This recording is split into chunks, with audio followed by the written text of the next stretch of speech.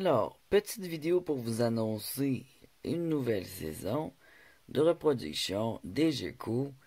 Je vais tenter encore cette année de faire des bébés à mes geckos. Donc, les geckos, les femelles font des œufs quand même si on les fait pas se reproduire. Elles font des œufs comme des poules à partir du mois de mars. Et le mâle est tombé en chaleur. Caché là. Là, je les ai séparés. Alors, le mâle est tombé en chaleur à la mi-février. Il était à ce moment-là avec Pupus. Et Pupus et Coco s'entendent absolument très bien. C'est pour ça que je les laisse ensemble. Il n'y a pas d'inquiétude. Quand il tombe en chaleur, il ne la chale pas trop. Je peux vous dire qu'il n'est pas trop après. Par contre, quand il est avec Tangerine, Coco, il la chale beaucoup. Donc, il s'est reproduit d'abord avec Pupus. Puis, je l'ai laissé une bonne semaine parce que la reproduction n'est pas fréquente avec Pupus. Et Coco, le mâle, a seulement un testicule. Parce qu'il avait perdu l'autre, il y avait eu un gros kiss, beaucoup de cornes, et c'est ça. Je l'ai acheté déjà adulte et déjà il y avait un problème au niveau des testicules. Donc j'essaie quand même de reproduire. C'est mon seul mâle que j'ai et j'ai pas trouvé d'autres mâles nulle part. J'ai un mâle adulte, très gentil, très sociable. Il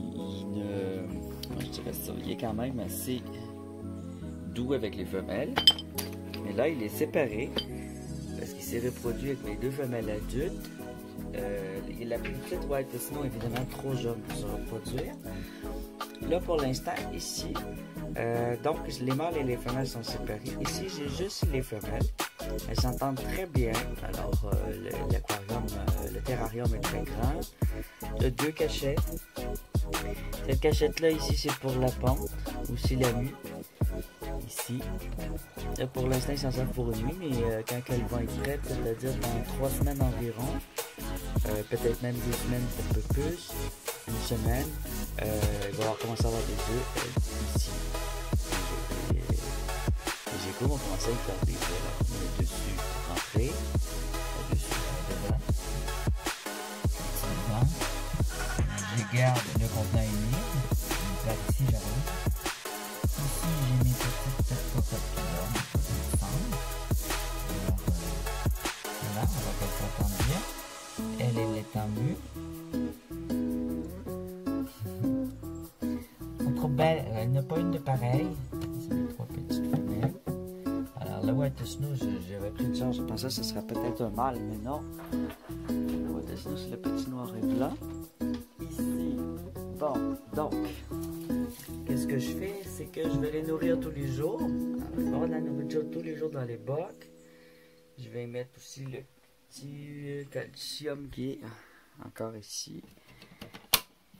Ça, mes vitamines D, je pense bien qu'à l'intérieur de cette petite pierre-là.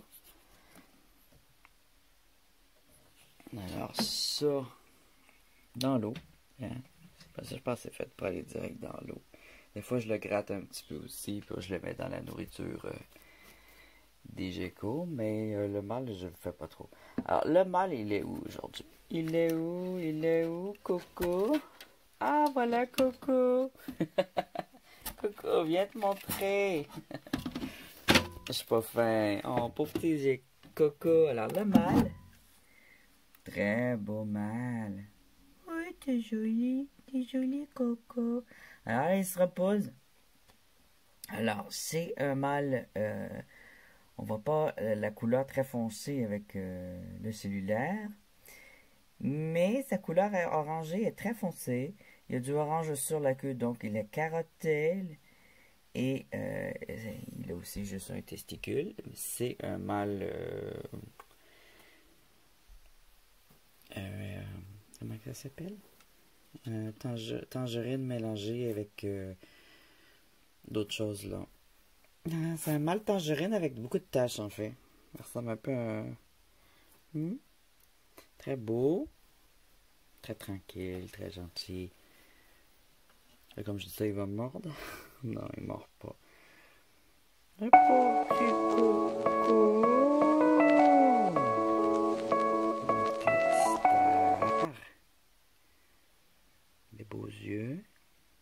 On va avoir besoin d'un petit bain pour aider les petites pattes ici. Oh, les petites pattes. Il y a de la peau sur les pattes un peu. Il y a de la misère à faire sa petite mue. Alors, lui, je l'ai bien nourri durant la reproduction, le nourrir au maximum. Et aussi, beaucoup l'hydrater, lui laisser de l'eau parce qu'il fait beaucoup de pipi, il est très énergique. Donc, ça y prend de l'eau pour petit chou, pour pas qu'il sèche, et il boit beaucoup. Alors, faut pas avoir peur de donner de l'eau au gecko.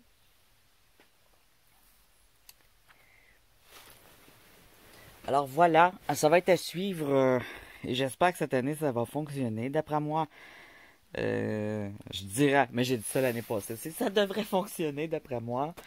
On va voir. J'ai aussi le petit endroit, là je vais faire des photos, je vais vous montrer